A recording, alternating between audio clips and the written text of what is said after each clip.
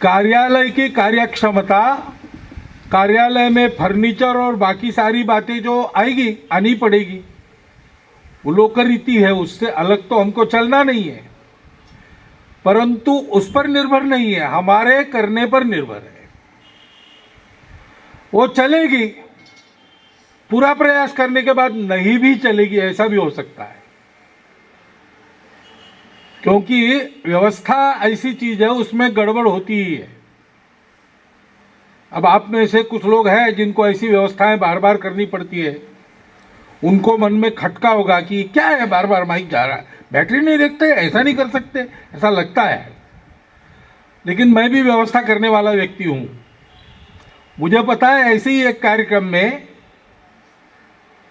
हमारे सरसंघ चालक जी, मैं तब एक नागपुर का प्रचारक था, बाड़ा साहब जी सरसंघ चालक थे, उन्होंने कहा देखो कल के उत्सव में अध्यक्ष जी का भाषण, मेरा भाषण पूरा टेप करना। पंजाब से अध्यक्ष आए थे सरदार अवतार सिंह जी, उस समय एक परिस्थिति चल रही थी, उसके चलते बड़ा महत्वपूर्ण था उसका टेप होना, क्योंकि वो इनको भी हमको भेजना है। मैंने कहा सारी व्यवस्था कर दी, व्यवस्था एकदम ठीक थी। जैसे उनका प्रवेश हुआ और इधर स्वागत प्रणाम की आज्ञा हुई, वो एम्पलीफायर ही जल गया। अभी किसके हाथ में? अब दो रखे थे, इसलिए वो कार्यक्रम तो चल रहा था, उसमें व्यवधान नहीं आया, लेकिन भाषण जिस पर होना था वो एम्पलीफायर जल गया।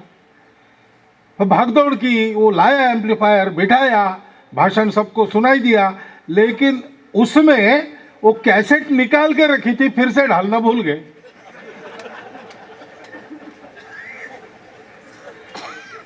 अब यह होता ही है, if anything can go wrong it will, ऐसा एक मर्फीज लॉ है। तो ये जो बाहर की बातें हैं उनका भी ठीक चलना, और वो बिगड़ भी गई तो भी कार्य ठीक चलना हम लोगों पर निर्भर है।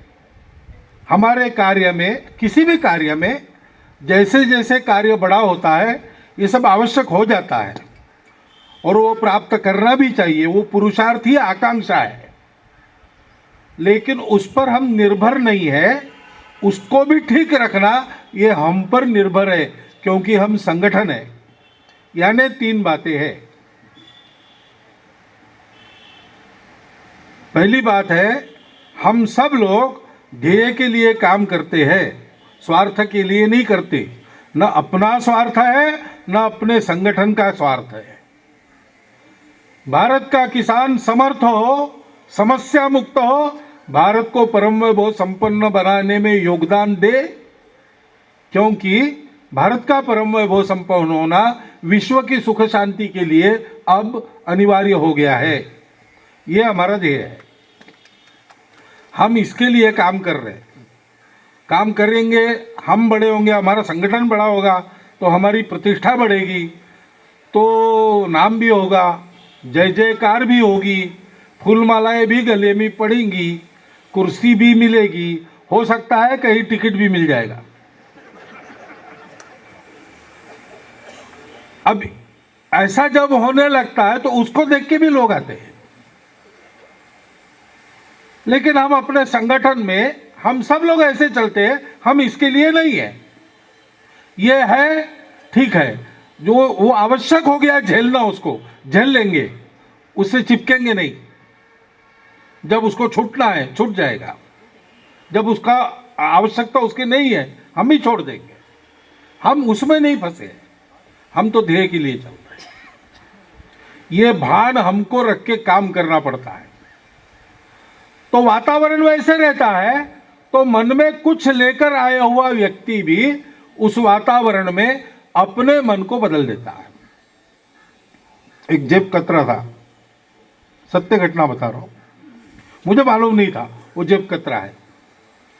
पंक्चर की दुकान डाल के रास्ते के किनारे बैठा था, कार्यकर्ता मुझे ले गया वहां कि ये अपना नया स्वयंसेवक बना है, परिचय करा देते, जाते जाते रास्ते पर है, पैदल ही जा रहे थे हम लोग, तो परिचय करा दिया, राम राम हालचाल सब हो गया, निकल गए आगे।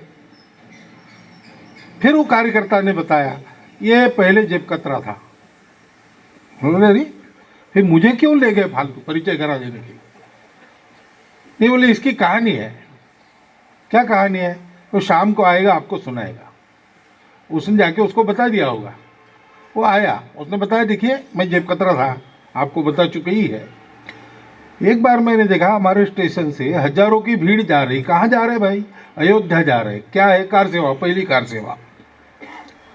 तो हमको लगा ये तो धंधे के लिए बहुत अच्छा है, तो मैं अपने औजार लेके मैं भी शामिल हो गया। भीड़ इतनी थी हजारों की, टिकट पूछने वाला कोई नहीं था। ये चला गया अयोध्या। वापस आने के बाद मैं गया यहाँ कार्यकर्ताओं के पास, कहा कि हमको एक पंक्चर का सामान थोड़ा सा ला दो, हम ये सब चोरी चपाटी छोड़ना चाहते हैं। उन्होंने पूछा क्यों?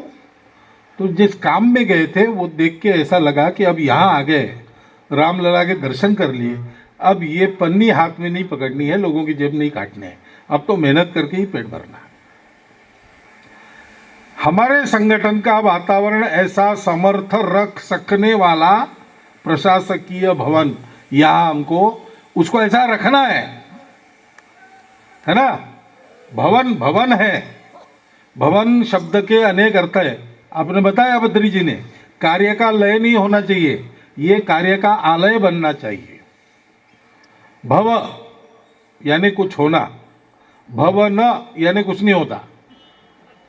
कई कार्यालय ऐसे मिलते हैं अपनों को, वहां जाने से कुछ नहीं होता है। बाहर कर लो, उधर से कर लो, इधर से कर लो, हो जाएगा, वहां जाने से अटक जाएगा। तो ये भवन वो भवन नहीं है।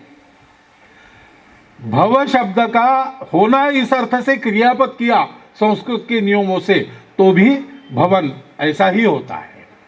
यहां कुछ होता है। क्या होता है? यहां आदमी का मन ऐसा बनता है, ऐसा वातावरण इस कार्यालय में है। भव यानी भवसागर भी है। जहां भवसागर नहीं है वो भवन है। यानी कोई समस्या नहीं, किसान में ये विश्वास पैदा होगा कि हम यहां पहुंच गए तो हम सारी समस्याओं से मुक्त हो जाएंगे। ऐसा हमको यहां खड़ा करना है। यहां आने वाला व्यक्ति ध्येयनिष्ठ बनेगा, अपने भविष्य के बारे में, अपने वर्तमान के बारे में निश्चिंत होकर देश के काम में प्रयास में लग जाएगा। उसका मन का सारा मैल धुल जाएगा।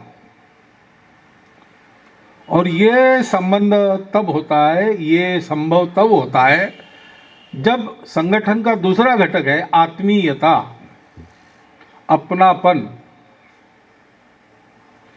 बद्री जी ने भी वो शब्द कहा, संवाद। संवाद होना चाहिए। हम लोग किसानों के संगठन है और प्रचलित व्यवस्था कहती है संघर्ष करो। संघर्ष तो करना ही पड़ता है, लेकिन यह संघर्ष क्यों है भाई? किसान सबको खिलाता है। खाने वाले समझते हैं कि खाना है तो किसान को ठीक रखना पड़ेगा, फिर भी नहीं होता है। ऐसा क्या है? तो ये व्यवस्था ऐसी है, प्रचलित व्यवस्था दुनिया की, वो मानती है कि संघर्ष से ही इतिहास आगे बढ़ता है, संघर्ष से ही जीवन आगे बढ़ता है। और जिस देश के हम लोग हैं वो देश परंपरा से ये नहीं मानता, वो मानता है कि समन्वय से, सहयोग से, प्रेम से देश आगे बढ़ता है। तो इस प्रचलित विपरीत वातावरण में, विपरीत व्यवस्था में हमको अपने विचारों के आधार पर, अपनेपन के आधार पर किसानों की एक व्यवस्था का प्रतिमान स्थापित करना है। इस कार्यालय में आने वाले को उस अपनेपन की अनुभूति होनी चाहिए, जिससे उसके हृदय में आत्मविश्वास बनेगा कि हाँ, यद्यपि चारों ओर प्रचलित वातावरण विपरीत है, हमारी बात सत्य है, हम काम करते रहेंगे तो हम सबको साथ लेकर ये मनु पलटा देंगे, ये समय बदल देंगे। व्यवस्था परिवर्तन का अपना काम है। और वो व्यवस्था परिवर्तन क्या करना है? जीवन का आधार, मनुष्य की जीवन का आधार या सृष्टि के जीवन को आगे बढ़ाने का आधार संघर्ष नहीं, समन्वय है, संवाद है, बंधुता है। इसलिए दुनियादारी में चलते हुए भी हम संघर्ष भी करेंगे, उसमें से अपनापन स्थापित होगा। ऐसा हमको काम करना पड़ता है। उस अपनेपन की मात्रा हृदय में भरपूर करने वाला वातावरण इस कार्यालय में सबको मिलना चाहिए। और तीसरी बात है अनुशासन। ऐसा होने के कारण हम सबको ध्येय की राह पर चलना है, और हम सब चलने वाले हैं क्योंकि हम अपनेपन से चल रहे हैं। तो हमको कोई डिगा नहीं सकता, क्योंकि हमारा एकत्र आना स्वार्थ के लिए नहीं है। स्वार्थ समाप्त तो हम भाग जाएंगे इधर उधर, ऐसा नहीं है। हमारा एकत्र आना किसी भय के कारण नहीं है। स्वतंत्र बुद्धि से, अपने अपने विवेक से, विचार पूर्वक, संगठन की अवस्था शून्य थी तब से भी हम काम कर रहे हैं। हम आज इस अनुकूलता के कारण नहीं जुड़े हैं, और कोई मजबूरी भी नहीं है। दूसरा कुछ नहीं था, किसान संघ नहीं मिल गया इसलिए वहां चिपक गए, ऐसा तो है नहीं। हमारे पहले से बहुत सारे किसान संगठन चलते ही हैं देश में। फिर भी हम कुछ सोच विचार करके अपनी इच्छा से, विश्वास रखकर, श्रद्धा पूर्वक इस बात को आगे बढ़ाने के लिए आया है। और इसलिए इस बात को आगे बढ़ाने के लिए साथ सब मिलकर चले, और ये साथ मिलकर चलने वाला कारवां बढ़ता रहे, इसके लिए हमने कुछ विधि, नियम, निषेध सारे स्वयं होकर स्वीकृत किए। उसके कारण किसान संघ के जीवन में, किसान संगठन के नाते एक पवित्रता है, एक स्वच्छता है। उस पवित्रता का, उस स्वच्छता का दर्शन कार्यालय के वातावरण में होना चाहिए। कार्यालय बन गया, साधन बढ़ जाते, लेकिन साधन अपने को न चलाए, हम साधन को चलाए। ये क्षमता कैसे प्राप्त करना है हमको सिखाया गया। जिसके पास एक क्षमता है और जो अपनी उस क्षमता को बरकरार रखता है, उसको लाउडस्पीकर रहे न रहे कुछ फर्क नहीं पड़ता। आज है, उपयोग है, हम साधन का उपयोग कर रहे हैं, लेकिन ये साधन हमारा मालिक नहीं बनेगा। मैं जब तक शुरू नहीं होता चुप हो जा, ऐसी ये हमको नहीं कह सकता। ऐसा हमको बनना पड़ेगा, और ऐसा बनना पड़ेगा इसलिए साधन हमारे स्वामी नहीं, हम साधनों के स्वामी बनेंगे। दत्तोपंत जी कहते तो उनका प्रसिद्ध है, आपको भी उन्होंने कहा होगा, सर्वत्र कहा है उन्होंने, जैसे जैसे संगठन बढ़ता है प्रतिष्ठा प्राप्त होती है, साधन सुविधा आती है, उस समय खतरा रहता है स्टेटस लविंग नेता और कंफर्ट लविंग कार्यकर्ताओं के तैयार होने की। लेकिन हमारे कार्यालय में जो वातावरण है वो दर्शन कराता है बाहर से आने वाले कार्यकर्ता को। किसान संघ का वातावरण यहां देखने को मिलता है, उसमें कंफर्ट के प्रति लव नहीं है, स्टेटस की चिंता नहीं है। जहां जब आवश्यकता वहां तब करना है, वो संगठन के लिए करना है, अपने लिए नहीं करना है। करना है, अब दुनियादारी में नाटक है तो आपको भी करना पड़ता है, नहीं तो वरना हम जानते आप जिस अखाड़े से आए वहां तो ये कुछ नहीं है। लेकिन अब दुनियादारी में जाकर काम करना है तो जयघोष है, नारा है, फूलमाला, ये सब है, करना पड़ता है दुनिया को दिखाने के लिए। लेकिन वो कार्य के लिए हम कर रहे हैं, हमारे लिए नहीं कर रहे। दत्तोपंत जी पंडित रविशंकर शुक्ला जी के यहाँ गए, संघ पर प्रतिबंध चल रहा, उन्होंने बताया, इसलिए बता रहा हूं, कोई मुझे सबूत न पूछिए, उनसे सुना है वो मैं बता रहा हूं। उनके कई भाषणों में लिखित में भी आ गया है, संघ पर प्रतिबंध चल रहा था। उस संबंध में संबंध थे दत्तोपंत जी के, तो बात की, तो रविशंकर जी ने उनको कहा, मैंने नेहरू जी को कहा कि आपने और संघ को बढ़ाने का बहुत बड़ा काम किया है उसको प्रतिबंधित करके। तो नेहरू जी भड़क गए, तो मैंने बैन किया है उनको, तुम ऐसा कह रहे हो? तो लगा ऐसे ही कह रहा हूं, ये सब करने की आपको जरूरत नहीं है। अगर आपको संघ को नीचे बिठाना है तो संघ को प्रतिष्ठा दे दो, सरकारी पद दे दो, सुविधा दे दो। उसकी आदत हो जाने के बाद फिर कंफर्ट लविंग कार्यकर्ता और स्टेटस लविंग नेता वहां तैयार होने लगेंगे, अपने आप मिट्टी में जाएगा, बैन डालने की जरूरत ही नहीं। खैर संघ तो इससे भूलने वाला नहीं है, लेकिन ये होता है, संघ को भी इसके लिए चौकन्ना रहना पड़ता है, तब संघ ठीक चलता है। हमको भी इसको ऐसे ही चलाना पड़ेगा। सुविधा आई है इसलिए सुविधा भोगी आदत नहीं होनी चाहिए। सुविधा का उपयोग बहुत कुशलतापूर्वक पूरा का पूरा कार्य के लिए जरूर करना चाहिए। ये ध्यान में रखकर हम सब लोग इस कार्यालय का वातावरण उत्तम रखें, इस कार्यालय का पूर्ण उपयोग करें। ये बात समझकर चले कि अभी जो सारी समस्याएं इस एक अधूरे आधार पर चलने के कारण मानव जाति के सामने है, इसलिए भारत के सामने भी है, उन सबका ठीक उत्तर देने वाला समाज और उस समाज को खिलाने वाला, बनाने वाला और उस समाज के एक अंग के नाते ऐसा बनने में और विश्व को ऐसा बनाने में अपना पूरा योगदान देने वाला किसान खड़ा हमसे ही होगा। ये बात मैं अभिमान से नहीं कर रहा हूं।